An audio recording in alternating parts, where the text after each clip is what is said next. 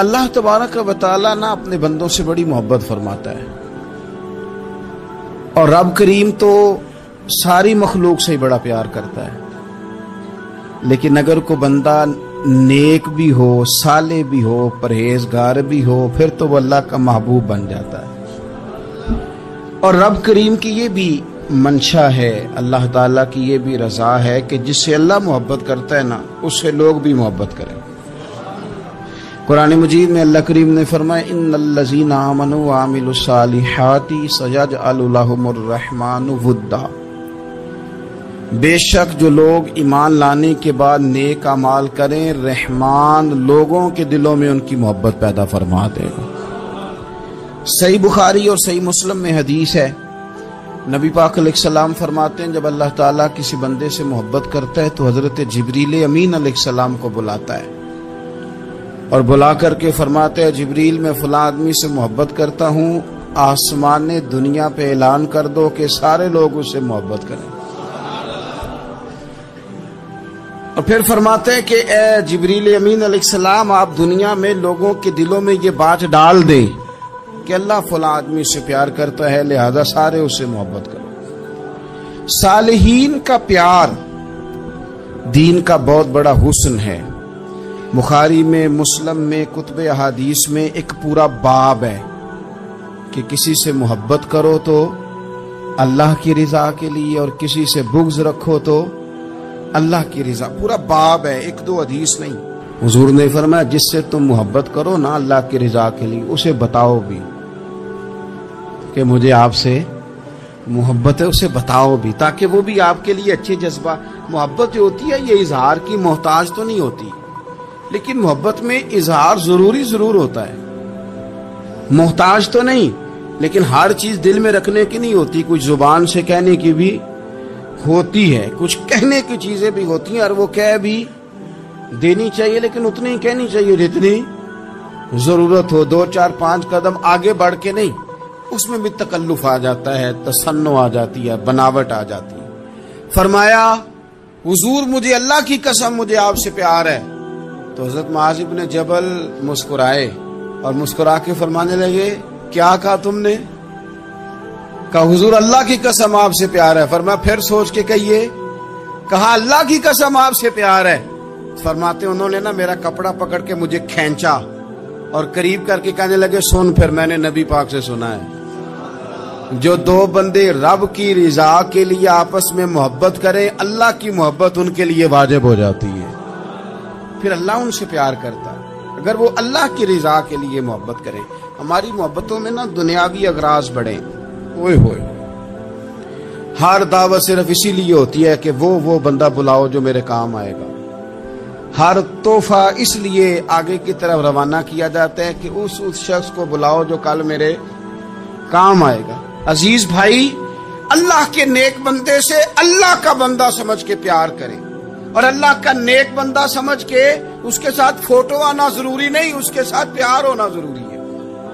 اور اگر محبت اخلاص والی ہو، پیار والی ہو، عقیدت والی ہو، تو حضرت ابو ذر غفاری نے تو کہا تھا یا رسول اللہ اگر بندہ کسی نیک بندے سے پیار کرے، نہ اس سے مل سکے، نہ اس طرح کے کام کر سکے، پھر بھی کوئی نتیجہ نکلے گا، تو حضور نے فرمایا پیار خالص کرے، اللہ قیامت کے دن دونوں کو جمع فرما دے گا۔ جو جس سے محبت کرے گا صبح قیامت اسی کے ساتھ ہوگا۔ شاید اسی لیے کسی پنجابی کے شاعر نے کہا تھا کہ اساں جے ہاں گناہیاں دا جدوں اعمال نامہ فرول ہوئے، ذرے ذرے نے سامنے آ جانا ہے، جو جو منہ تھی بولیا بول ہوئے، اساں بھی کول حضور دے بیٹھ رہنا ہے، لکھ عمل ترکڑی تول ہوئے، اودوں کولوں کی رب نے حساب لینا جیڑا بیٹھا ہی محمد دے کول ہو۔ تو اللہ کے بندوں سے اللہ کی رضا کے لیے پیار کریں، اس میں للہیت پائی جائے، للہیت ہو اس میں کوئی اور نہ ہو، بندہ ہو اور اللہ کی رضا ہو، یعنی درمیان میں رب ہو، اور تیسرا وہ شخص ہو۔ رضا الہی جب مقصود ہو پھر شکوے بھی پیدا نہیں ہوتے، پھر شکایتیں بھی پیدا نہیں ہوتی، پھر اپنی مرضی کے بندہ جملے بھی نہیں بیان کرتا، پھر کسی جگہ کوئی تکلف بھی اس میں نہیں پایا جاتا۔ تو خالصتاً لوجہ اللہ تعالی آپ اللہ کے بندوں سے محبت کریں اور خاص ان کے لیے جذبات پیدا کریں. آپ کی طبیعت میں خاص جذبہ ہو, خاص شوق ہو, کسی پراپوگیٹ کرنے والے کے کسی پراپوگنڈے کا شکار نہ ہو. آپ کی طبیعت ہو, طبی میلان ہو, ذوق ہو. حضرت حرم بن حیان تابعی ہیں, فرماتے ہیں جب میں نے یہ حدیث سنی نا کہ نبی پاک علیہ السلام نے فرمایا ہے کہ حضرت اویس کرنی ان کی دعا کی برکت سے اللہ میری امت کے لوگوں کی بخشش کرے گا, اور جب میں نے یہ سنا کہ حضرت مولا علی جیسے لوگ, حضرت عمر فاروق جیسے لوگوں کو جبہ دے کے بھیجا گیا ہے اور حضور نے بھیج کے کہا ہے کہ اویس سے کہنا میری امت کے لیے دعا کرے, تو فرماتے میرے سینے میں لو لگ گئی کہ میں حضرت اویس کرنی سے ملوں. میری طبیعت لگ گئی, میرا شوق آ گیا کہ میں خواجہ اویس کرنی رضی اللہ تعالیٰ عنہ سے ملوں. میں نکل پڑا, اللہ کے بندے کے لیے نکلا. حضرت حرم بن حیان کہتے ہیں, اس کو ابن الجوزی نے بھی لکھا ہے, داتا گنج بخش علی اجویری نے بھی لکھا ہے, کہتے ہیں میں ڈھونڈنے لگا حضرت اویس کرنی کو, بڑے شہروں میں گیا پر وہ ملے نہیں. داتا صاحب کہتے ہیں وہ حال والے آدمی تھے, ان پر بھی حال تاری رہتا تھا, اسی کسے دے کچھ نہیں جے لگ دے تے نہ کوئی ساڈا دردی, وہ بھی اپنی کیفیت میں رہتے تھے. داتا صاحب نے لکھا ہے جب دنیا ہستی تھی حضرت اویس کرنی رویا کرتے تھے, جب لوگ روتے تھے تو وہ ہنستے تھے. وہ سادہ غذا کھاتے تھے, کسی سے کوئی لین دین نہیں, اپنے طرز کلام, اپنی زندگی. یہ لوگ بھی بڑے شاندار ہوتے ہیں. فرماتے ہیں کہ وہ اپنے حال میں رہتے تھے. حضرت حرم بن حیان کہتے ہیں میں نے بڑی جگہ ڈھونڈا, پر میں جہاں جاتا لوگ کہتے ہاں گندمی رنگ والے, ہاں جن کے چہرے پر کچھ برس کے داغ ہیں, وہ جن کا چہرہ اور وجود بڑا روب والا, وہ اویس کرنی. کہتے ہیں میں ڈھونڈتا ڈھونڈتا جس شہر میں جاتا لوگ کہتے وہ آئے تھے پر چلے گئے. وہ کسی نے کہا تھا نا, اویسیوں میں بیٹھ جا, بلالیوں میں بیٹھ جا, صفیں تو سب بچھی ہیں, تو عشق والیوں میں بیٹھ جا. فرماتے میں وہ صفیں تلاش کرتا ڈھونڈتا, نہ ملے مجھے. بالآخر میں عراق پہنچ گیا, نہر فرات کے کنارے ساری دنیا سے علیحدہ ہو کے وضو کر رہے تھے. کہتے ہیں میں پیچھے کھڑا ہوں, میں نے جا کے کہا السلام علیکم, تو حضرت اویس کرنی چہرہ اٹھا کے کہنے لگے وعلیکم السلام حرم بن حیان. تو میں نے کہا حضور آپ مجھے جانتے ہیں؟ فرمانے لگے عارف تو روحی من روحی کا, میری روح تیری روح کی جاننے والی ہے. کہتے ہیں میں نے کہا حضور کو نصیحت کر دیں. تو فرمانے لگے پہلی نصیحت تو یہ ہے کہ آج کے بعد مجھے ملنے نہ آنا, میں نہیں پسند کرتا, میں تنہا رہنا چاہتا ہوں, مجھے نہیں شہرت اچھی لگتی, میرا نہیں دل کرتا لوگ میرے پیچھے بھاگیں. آج آیا ہے, آج کے بعد نہ آنا, بس چھوڑ دے مجھے میرے حال پہ, میں اپنی زندگی اپنے حساب کے مطابق گزارنا چاہتا ہوں, تو آج کے بعد نہ آنا. اور پھر فرمانے لگے اگلی نصیحت یہ ہے کہ جو رب نے تجھے دے دیا ہے نا اس پہ راضی ہو جا, اگر اس پہ راضی نہیں ہوگا تو تکلیف میں رہے گا. فرماتے میں نے پھر کہا میرے لیے دعا کر دیں, تو انہوں نے ہاتھ اٹھائے, کہنے لگے یا اللہ میری اور اس کی جنت میں ملاقات کرا دینا. تو انہوں نے چہرے پہ ہاتھ پھیرے اور فرمانے لگے اب تو جا, میں کوشش کروں گا تجھے دعاؤں میں یاد رکھوں, تو بھی کوشش کرنا مجھے دعا میں یاد رکھنا. فرماتے ہیں یہ کہتے کہتے نا وہ رستہ بدل گئے, اور گلی کا کونا وہ جب مڑے تو پھر میں ڈھونڈتا رہا, دوبارہ زندگی بھر ملے نہیں, لیکن میرا پیار سچا تھا. وہ مجھے ویسے تو نہیں ملے پر خواب میں کئی دفعہ مل جاتے ہیں, اور خواب میری وچ بھی آیا ماہی, تے میں پھر وہ گل وچ پا لئیاں باواں, تے ڈر دی ماری اکھ بھی نہ کھولا کتے پھر بچھڑ نہ جاواں. فرماتے مجھے محبت ہو گئی, خواب میں زیارت ہو جاتی. اب ہوتا یہ ہے کہ ہمارے زمانے میں کچھ لوگ تو بیچارے ویسے ہی بڑے بعض چیزوں سے آوازار ہیں, ان کی طبیعتیں ویسے ہی بڑی تلخ ہیں, بڑی ترش ہیں, وہ ویسے ہی ذرا دنیا سے ہٹ کے چلنا چاہتے ہیں, ان کا مزاج ہے. وہ کیا کرتے ہیں کہ وہ بدگمانیاں پیدا کرنا, सोसाइटी के अंदर बुरी सोचों का फरोग देना अपने लिए वो ज़रूरी समझते हैं और अपनी जिम्मेदारी समझते हैं। मैं अक्सर ये मिसाल दिया करता हूँ कि मोहब्बत भी अगर हम पैदा करना चाहें तो पैदा हो सकती है, और किसी की अदावत पैदा करना चाहें तो वो काम भी हो जाता है। बहू जाना चाह रही थी मेके, उसने अपने शौहर से या अपनी सास से कहा कि मुझे घर जाना है। तब एक पहलू तो ये है कि वो शाम को बेटा घर आया तो अम्मा कहती है कि पुत्र देख, बेटा नहीं चाह रहा था कि वो जाए, तो अम्मा उसको उसकी ज़हन साजी करती है, कहती बेटा देख, तू हर वक्त अपनी माँ के पास रहता है, बाप के पास रहता है, बहन भाइयों के पास रहता है, तो बेचारी अगर 6 माह के बाद 3 माह के बाद तकाजा करती है तो उसका भी तो दिल करता है ना अपने माँ बाप से मिलने। अब बच्चा नरम होता है, वो शौक से गाड़ी निकालता है, शौक से छोड़ने जाता है, उसके दिल में मोहब्बत फरोग पकड़ गई।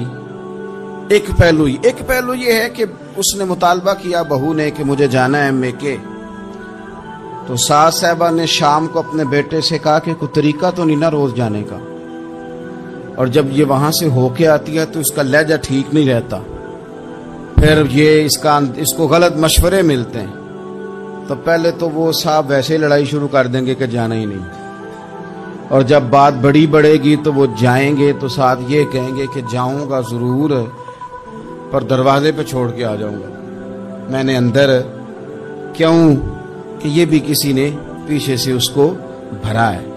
आप किसी बंदे के बारे में भी, किसी के बारे में, हमारे तमाम जगहों पे इसी तरह ही होता है, दोस्तों की महफिल हो, तंजीमें हो, हमारे दफातर हो, सब जगह कुछ लोग बाकायदा काम करते हैं नफरतें भरने का। ओ फलाना तुमने देखा क्या कर रहा था, ज़हन बनाते हैं, बंदा उससे एलर्जी खाने लगता है, नफरत करता है, कुछ ज़हन बनाते हैं यार कितना भला आदमी है, देखो कितने वक्त पे आता है, बेचारा घर में इसके कोई और है भी नहीं, फिर भी छुट्टी नहीं करता, वक्त पे आता है। तो ये ज़हन साजी नफरतों की भी लोग करते हैं, मोहब्बतों की भी। एक मिसाल और दे दूं छोटी सी, एक मक्खी वो है कि आपका पूरा वजूद मौजूद है पर वो वहां बैठेगी जहां पीप है जिस्म में, बाकी किसी जगह नहीं बैठ, उसका मिजाज है गलाजत वाली जगह पे बैठ, मिजाज है, उसने ढूंढ के ही किसी गलत बात पे साथ ही गलत तबीयत है उसकी, मानते नहीं बहुत सारे लोग पर गीबत के कायल होते हैं, ज़हन में फतूर होता है, बैठना ही गलत जगह पे, हालांकि बाकी सारा जिस्म मौजूद है, पीप वाली जगह पे, रेशे वाली जगह पे, जख्म वाली जगह पे बैठना है, और वहां से उठ के जब कहीं और बैठना है तो वहां बीमारी फैलानी। एक मक्खी वो भी है जो ढूंढती है सारा जमाना पर बैठती फूल पे है, और जब वो फूल पर बैठकर अपने घोंसले में जाके बैठती है तो पता है वहां क्या पैदा होता है, शहद पैदा होता है, और शहद वो है जो शिफा देता है। आज कुछ लोगों ने प्रोपोगेट कर दी चीजें, वली क्या होते हैं, दरवेश क्या होते हैं, सूफी क्या होते हैं, कुरान पाक पढ़ो, नमाज पढ़ो, इबादत करो, खत्म हो गई बात। ओ खुदा के बंदो समझो, ये वली थे जिनको सहाबा कहा जाता है, वली ही थे जिनको अहले बैत कहा जाता है, कुरान पाक के दिफा के लिए, अहादीस की हुर्मत के लिए, दीन की तबलीग के लिए जो मैदानों में निकला करते थे उन्हें वली कहा जाता था। वली का माना अल्लाह का दोस्त, इनसे प्यार करना, इनके लिए अपने दिल में जज्बात रखना। बुखारी मुस्लिम में हदीस है, नबी पाक अलैहिस्सलाम ने फरमाया जो दो लोग रब की रजा के लिए आपस में प्यार करें, जो अल्लाह की रजा के लिए आपस में प्यार करें, अल्लाह उन दोनों से मोहब्बत फरमाता है। आप गौर करें, अल्लाह के नेक बंदों का प्यार। साल दातागंज बख्श अली हजवेरी रहमतुल्लाह अलैह ने कशफुल माजूब शरीफ में लिखा है, ख्वाजा हसन बसरी का कौल। ख्वाजा हसन बसरी ताबी हैं, हजरत मौला अली शेर खुदा करमल्लाहु तआला वजहुल करीम के शागिर्द हैं, फैज़याब होने वाले हैं सहाबा से, बड़ी बारीक बात करते हैं। फरमाते हैं बुरे लोगों की सोहबत में ना बैठना, बुरे लोगों की बातें ना सुनना। اگر تم برے لوگوں کی صحبت میں بیٹھو گے، برے لوگوں کی باتیں سنو گے تو وہ تمہیں اچھے لوگوں سے بدگمان کر دیں گے۔ تمہاری فکر میں، تمہارے ذہن میں وہ اچھے لوگوں کے خلاف چیزیں بھر دیں گے۔ برے لوگوں کی صحبت اچھے لوگوں سے بندے کو دور کر دیتی ہے۔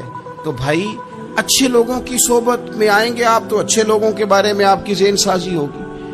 اللہ کے نیک بندوں سے پیار کریں، ان کے ساتھ محبت کریں، ان کے لیے اپنے دل کے اندر اچھے جذبات، یہ ہمارے پاس ہیں داتا علی اجمیری، ان کے مزار شریف پہ حاضری دیں۔ دیکھیں غلط کام جہاں ہوتا ہو غلط کام کو روکا جاتا ہے، اصل چیز کو بدل نہیں دیا جاتا۔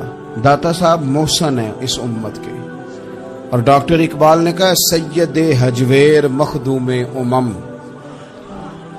داتا صاحب تو وہ ہیں کہ امت ساری کے مخدوم ہے، ساری امت کو ان کی خدمت کرنی چاہیے۔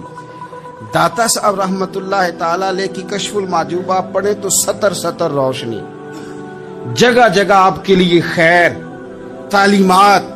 داتا صاحب نے دین کا کام کیا، ڈیوٹی کی۔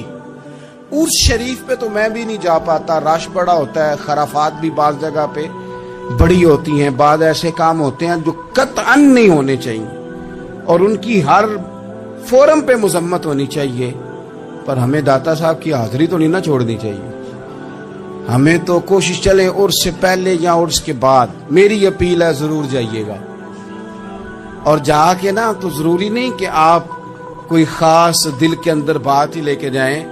آپ داتا صاحب جا کر صرف اتنا کہیں کہ حضور آپ نے جو دین کی خدمت کی ہے، ہم تو اس خدمت پر آپ کو سلامی دینے آئے ہیں، ہم تو صرف سلام کرنے ہیں کہ آپ نے کمال نوکری کی دین۔ اپنے بزرگوں کے ساتھ اپنی عقیدت، اپنی ارادت، اپنی محبت، اپنا پیار مضبوط کریں، ان کے لیے اپنے دلوں کے اندر خیر کے جذبات ہمیشہ رکھیں۔ صحابہ کرام کے لیے، اہل بیت اطہار کے لیے، امام بخاری کے لیے، امام مسلم کے لیے، صوفیاء کے لیے، حضرت غوث پاک جیلانی کے لیے، خواجہ معین الدین اجمیری کے لیے، حضرت بہاؤالحق نقش بند بخاری کے لیے، حضرت سیدنا داتا علی اجمیری کے لیے، حضرت پیر سید مہر علی شاہ کے لیے، امام احمد رضا کے لیے، علیہم الرحمہ۔ اچھے جذبات ہو، اچھا ذہن ہو، اچھا گمان ہو، آپ کی طبیعت چاہے کہ آپ ان لوگوں کی تعلیمات پڑھیں، جو طرز حیات انہوں نے اختیار کیا اس طرز حیات پر ہم بھی عمل کریں، ہم بھی اپنی زندگی اسی طرح سنت اور شریعت کے مطابق گزاریں جو ان لوگوں کا نہج اور ان لوگوں کا طریقہ تھا۔ الترغیب والترہیب میں نا ایک روایت موجود ہے، ایک تابعی بزرگ ہیں حضرت ابو ادریس خولانی رضی اللہ تعالی، وہ کہتے ہیں میں دمشق کی جامع مسجد میں داخل ہوا تو میں نے دیکھا کہ ایک نوجوان، بالکل کالی داڑھی لیکن بڑے خوبصورت چمکتے ہوئے دانت ان کے، لوگ ارد گرد کافی سارے بیٹھے تھے، مختلف مسائل پہ بات کر رہے تھے۔ جب لوگ الجھ جاتے نا اور کسی مسئلے میں ان سے کام آگے نہ بڑھ پاتا تو وہ پھر اس نوجوان کی طرف رجوع کرتے اور وہ جوان دو چار باتوں میں فوراً مسئلہ حل کر دیتے۔ کہتے میں نے ایک شخص سے پوچھا یہ کون ہے اتنی نورانی شخص؟